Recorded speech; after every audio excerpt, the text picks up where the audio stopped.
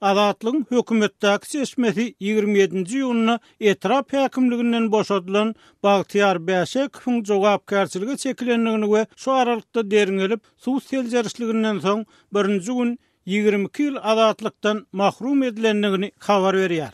Çeşme onuň aýratyn uly meçhörlerde ogurlukda aýplanyp günäli tapylandygyny aýtdy. 2 ýyla hem ýetmän uly ogur bolup ýetişen Bäşekow bu wezipe Prezident Gurbanuly Berdimuhammedowyň karary esasynda verilenini we işden aýryldy.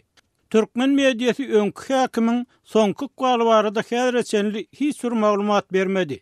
Häkimetler adatça bolýan adatlygyň bu habar tasdiklatmak ýa-da inkar etdirmek uğruna synanşyklaryny ne telefonu ne de hat arkaly düşündürüş berýär.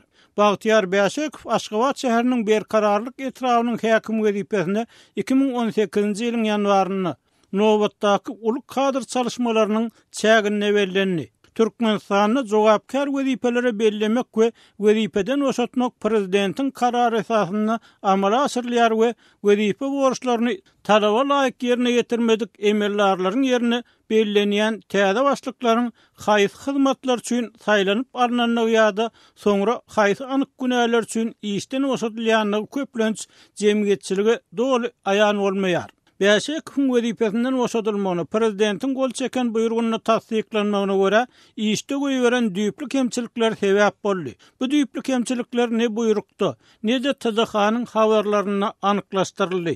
Öňkü ýyllaryň tejribesine görä düýpli kemçilikler üçin wezipesinden boşatylan emellarlaryň köpüsiniň korrupsiýada aýplanmak ähtimallygy ýokary bolup durýar.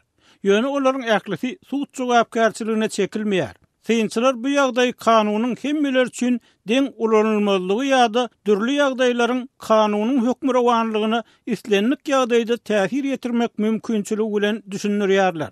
Bäşekow işden boşadylan güni Aşgabat şäheriniň häkimi ýagtagan Glyzow hem käýinç elan edildi.